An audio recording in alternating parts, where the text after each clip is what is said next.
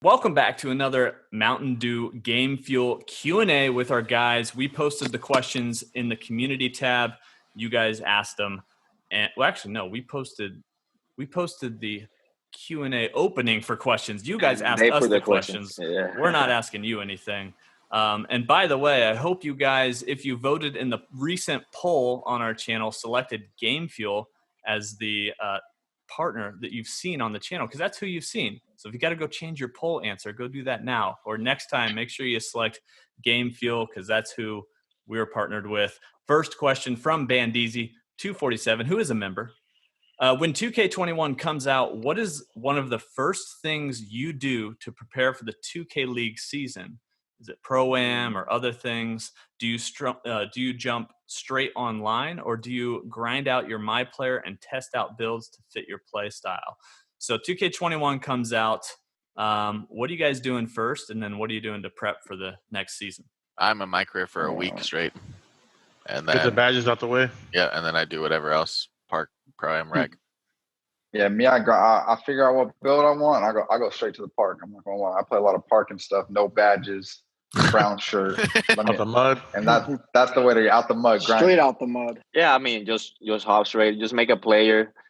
Probably like a safe bet archetype that is nothing special. You know, every 2K has something normal you can use, and it's always working. Yep.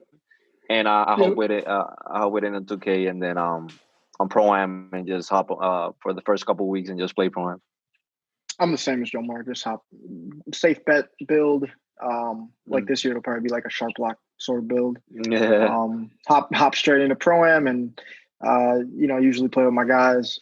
Some ranked matches just to kind of get our feet wet and see where it goes from there. Yeah, when the game first comes out, you're gonna see me in the my court.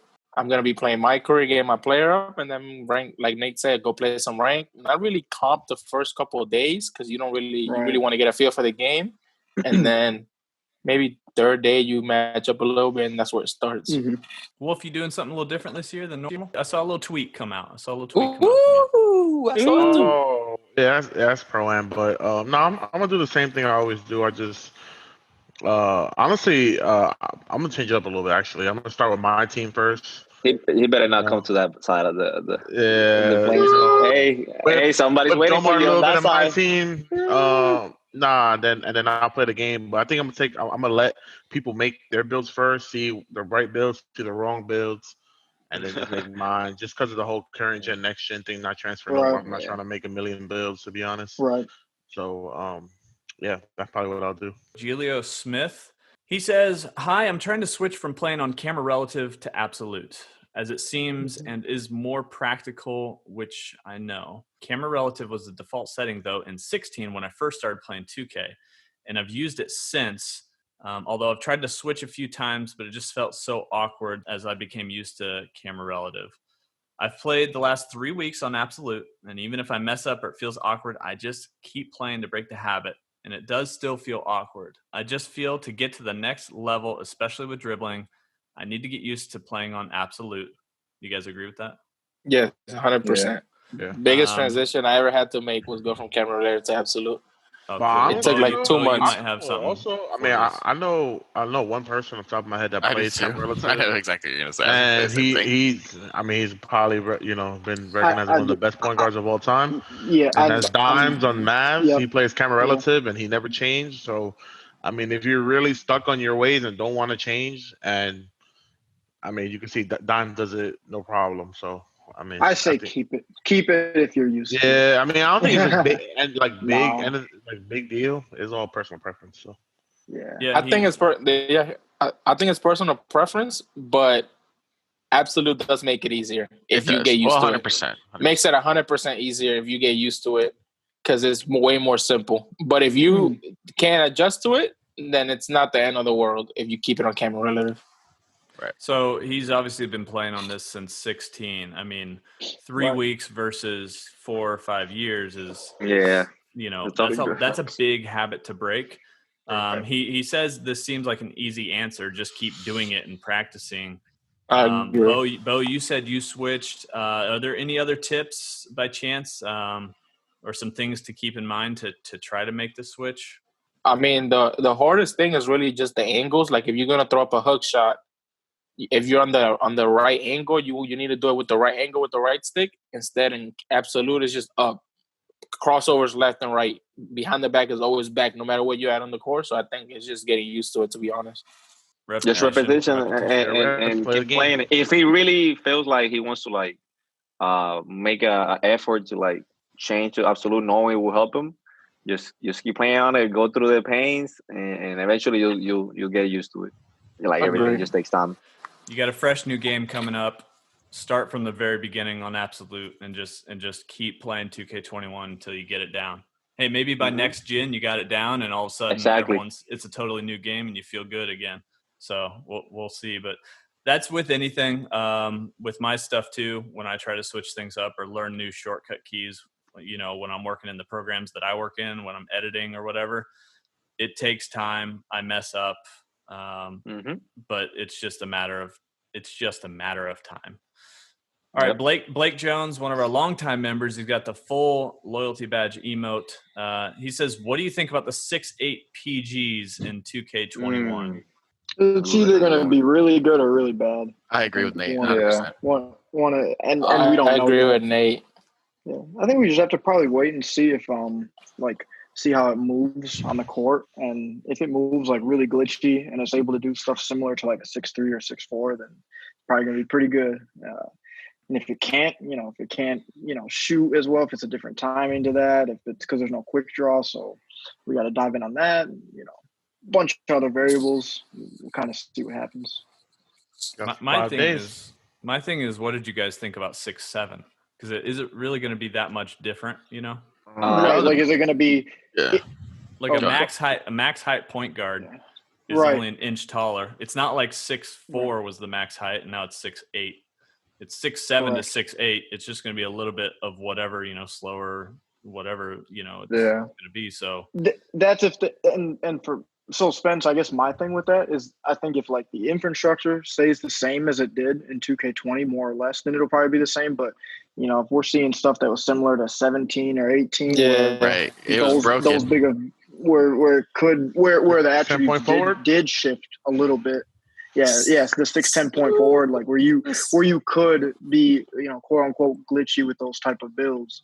I think we'll just have to see. My best guess, Spence, would be that it would be closer to the most recent version of the game, so 2K20. So I think you have a good theory. We'll have to wait and see. I think especially the current gen. Yeah, right, exactly. Yeah, especially the current gen. Yeah, right. All right. He also asks, basically, what do we think about new pro stick shooting? And also, Campion Black says, do we think the new pro stick shooting will create the skill gap that they're trying to create? Hope so.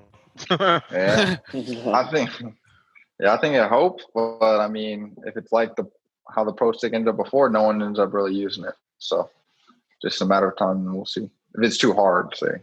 All your questions will be answered within like the first month or so of the game, because you'll really get to see once you're out there and you're playing and you're seeing the competitive play. You'll see all the tweaks and crannies that are going to work and that aren't going to work. Like, Nate, what is it? What's your hot take?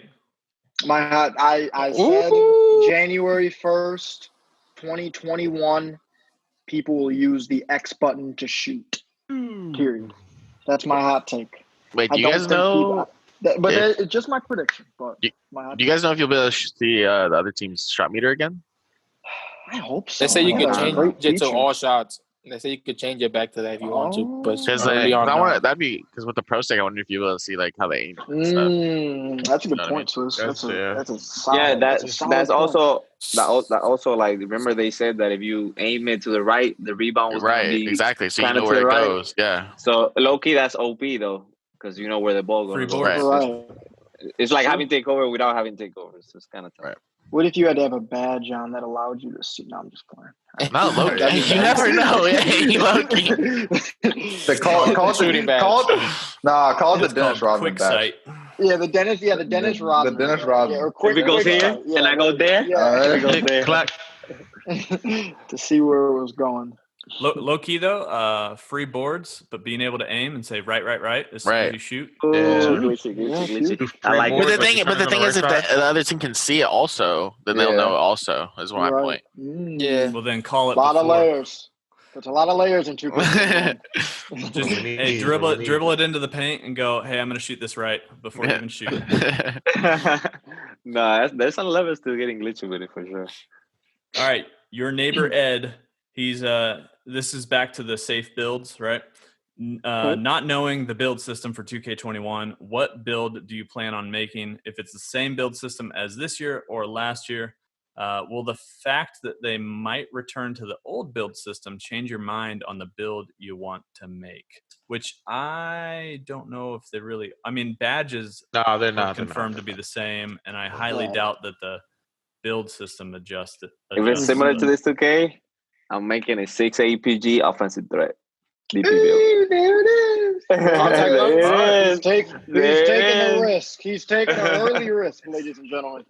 Oh man. No, I mean we could each go through. I guess if we. I mean, yeah. Go ahead, I really have no clue. I'll probably make like a 6 I just want like Tendos. lockdown or something like that. I want a big Paul lock. said he wants Tendos. Yeah. Making a popper. Bobby's going popper. I'm going sharp block. 6'6", probably 6'5". I'm making a pure playmaker. Whatever the most glitchy. 6'2" BP. Tendos. I'm going 6'8" pure play. Oh, you lied. Yeah, 5 out, 5 out. Yeah, glitchy. Like 2K18, let me get glitchy, bro. 5 out. That's gonna be the glitch. What are some of the safe builds you guys had in mind? Play lock. Play sharp. Lock sharp. Play lock. If you want center, you can go 7 foot or like 6'10" pure red. Pure glass. Sharp block. Center. Paint beast. Yeah. Like Soy said, Popper, sharp like will Popper be the said. safest PG Popper. build. Yeah. Popper's like always like it's always Like a good. 6'10" popper is always pretty safe. Yeah. 6'11". I think there's a lot of safe this. builds. I think like the risk comes when like you're getting a build you don't know if it can like shoot or not, and you're at a position where you need to be able to shoot. Like a pure lock, that's a risk. Or the height. The height also I think is a difference. The height too. Yeah, no, the height. Yeah, that's a huge thing. Yeah, anything like that. I would say. So what do you guys think from It's G3? What do y'all think is the best center build for twos? Popper. Yeah, Popper or you the rim sharp, like the rim sharp. Your post lock in, bro.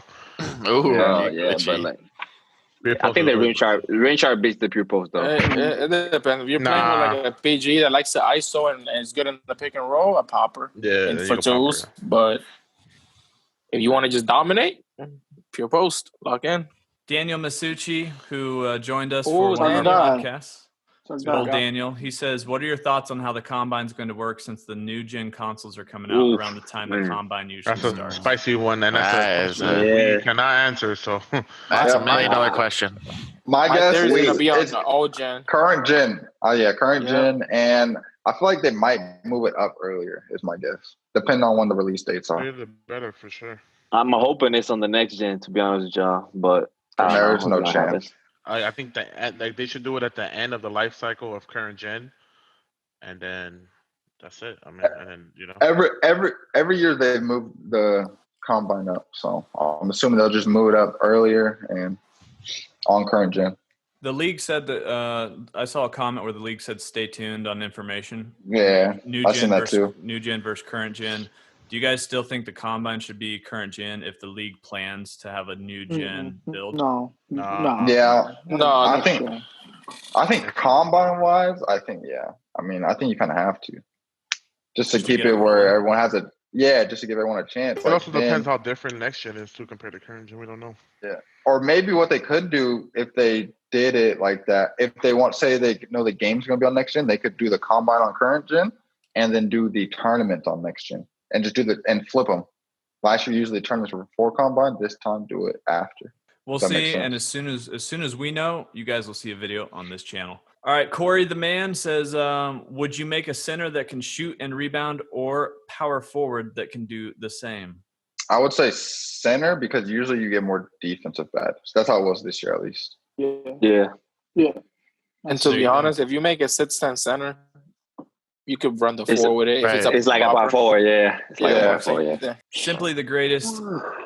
didn't ask a question. He just said add deep fades to league and combine. Ooh, man. He's trying to get glitchy. Hey, he's trying to get glitchy. He's trying to get that mellow. Bro, a 3-level playmaker. Come on. You're fading from the free throw line back all the way to the 3-point line, half step back. Ooh, man. All right, Dakari, he's got a two-way finisher that has 12 finishing badges. Mm-hmm. What do you recommend he puts them on? All right, Wolf, what do you got? He has 12, right? Yeah. 12. A finisher, if he's like 6'9" or below, I would go contact finisher, fancy footwork, silvery. Keep him moving. Isn't a two-way finisher the play lock? There's a couple different ones. It could be like a rebounding one off the power forward. I don't know. Yeah. What will be the extra badge you will put if it's gold? Probably giant player if he's like 6'5" or 6'6", maybe you can go giant. Yeah. But if he's bigger, then you can go lob city or something like that. Yeah. All right, there you go. And this is the last question potentially for all of us together, and I think it's perfect. Ewild Bongers, who's one of our members as well, he asks, what interaction with the fans do you guys enjoy the most? What do you like to see from us? So think back through the years, at the interaction with our fans, whether it's videos and being live stream interaction, in the chat, if it's comments on videos, if it's people DMing you, anything even in person. Yeah, go ahead. Personally, I'll go first. I really enjoyed this year the live rate my builds. I thought they were pretty fun. Like talking to the chat, seeing what their ratings were. Actually rating the person's build live in the chat was pretty interesting. Yeah, that was dope. Like they can answer questions that we were talking about live, so that was pretty dope. And you got people on Bobby's head. You know what I'm saying? So it was fun. It was interactive. Pause. Me and Nate, we played Nelson the other day. This might be breaking news. Series 4-1, and Nate called. They couldn't stop Nate calling. There you go. But look, that was all because of live interaction with the Rate My Build. So that's probably my favorite one. Yeah. Same. Yeah, same. And also, I like getting DMs and just answering people's questions. They have them. I like that also. That's kind of for me too. I think, like, I would say before this year, and Spencer, you know this because we talked about this at the start of the year, but before this year, I never had as much like authentic fan engagement as I probably do now in terms of just people, wanting to reach out to either, say, hey, love the stuff you're doing with Pacers Gaming, awesome stuff. You guys are putting in work. Or two, asking questions and stuff like that, which, I won a championship season 1 and I didn't get as many questions as I got this season, from Pacers Gaming. So I think that part of it for me, just the engagement of fans and just people, the camaraderie, caring about us as players and as people. I think it goes a long way. I think it goes a really long way and it means a lot to us. And I'm sure it means a lot to them too. So that was big for me all season long, and it's going to continue to be, big for me after the season. So yeah, that's kind of my piece on that. I know Jomar's favorite interaction. It's every single comment that says he looks like Kyrie. No. Yeah, I don't know what they're doing with that. But what's up, Jomar? What's up with that though? Do you think you look like Kyrie? It's because I came into the season with like the beard, rocking the beard heavy, and that was like Kyrie sometimes rocking the beard like that. And he I don't know. I guess that's the only reason. I think the eyes too. In the photos I took, I think the eyes that we used in the everything. It is kind of close. Not gonna lie. It's close. It's close. It's there. Okay, so on that point, I would like to say, I think it was Daniel, the one that came in on that Zoom meeting one time. Yeah. I like that a lot. I like the YouTube live too. That was a good one. But I mean, like, I think it wasn't prepared. There was supposed to be more people, but he was the only one that joined. Maybe having like a one-on-one, but one person joins and we can see their engagement, their reactions. Like we can see them, and then also maybe learn a little bit about their story. He talked a little bit about how he was and how he was playing 2K and how he was watching us and everything. I think that was a cool experience. Maybe having that where one person gets the chance to like join and just talk with us and hang with us for a couple minutes. I think that's a good one too. I like that one a lot. But the YouTube Live definitely is the other one on the top of my head. A little bit of trash talk in there and everything, so it gets spicy. So those two ideas I think were really good this year. Something I liked a lot too was the for members, when I seen that Nate or Wolf or Swizz or whoever would go and do videos and watch film with them and give them like tips for members, like inside tips. I think that was pretty cool to get inside like a professional's head so they could get more inside tips to get better at the game. So I thought that was cool. Yeah, what didn't really happen was we didn't get any PGs submitted. I swear every time it was a power forward or a center, like paint beast. There were several paint beasts, so I kept having to go to the upper end of the taller side of the lineup, or else you would have got some too, Bo. So if you remember out there and you haven't submitted that PG build, you've been questioning. You got one-on-one with Ohio. That's the PG's life. They all kind of hard-headed. I think that's the PG. Oh, that's definitely how it is. Prideful. Yeah. Doing one of those, like doing one of the filmers, that was actually probably one of my favorites. Just being able to look at their film, try to give them tips, being helpful through film. I think that's something I enjoy. And then also just like the feedback after. I did someone and they DM me like, thanks for going through my film. It really helped and stuff like that. So like stuff like that means a lot. Exactly. I would definitely say the live stuff was fun. And then also playing with Nelson and them was really fun. It was all fun. Obviously they're trash talking and stuff, but it was fun. Competitive. It was just they're cool dudes. Early on, Bobby, hey Nelson, if you're watching this though, Nelson, hey, stop blowing up my Instagram story though, man. You're tagging me in it. I saw that too. Dude, he tagged me in a 10 story Instagram page. Hey man, him getting buckets. He likes you, bro. I like it. He showed me some love. I like it. It's all good. Early on in the season, Bobby got to be Bobby broadcast. Yeah. Oh, yeah. That was another fun one. The broadcast, that was fun. I wish we would have been able to do more. That was fun, because that was kind of like the first live interaction. You know what I mean? Like before we did the Rate My Build live and stuff like that. That was I got the opportunity to engage with the chat and stuff like that. So that was cool. And I definitely like Jomar what you're talking about with having someone face to face. Yeah. And it just. As much as we can, it just becomes that much more personal of an interaction versus, seeing a comment that's in the past or even chat that's live, but it's still, it's just words, right? You don't see the faces behind those usernames. That definitely is something that I'd be interested in figuring out more ways to do some things like that, especially with everyone kind of being still locked down and not having events and not being able to meet people in person and all that kind of stuff. Yep. So, well, that wraps it up for this episode of Mountain Dew Game Fuel. I almost said Rate My Build. That's not what this one is. It's just a Q&A.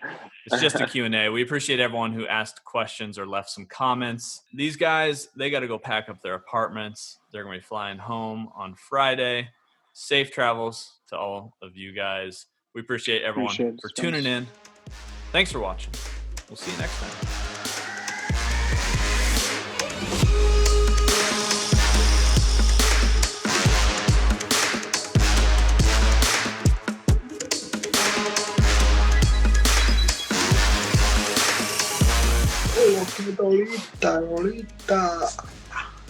You see me here?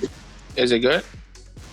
I see you, hear you. God damn, bro, you got you don't got AirPods? You said what? Ooh, that's a killer. You gotta get some AirPods, bro. No, I don't have AirPods. Bobby. Yo, bro. Hey, Bo. What's good? Untangle that freaking mess. Let me see. I found I get some AirPods. what? Hold up.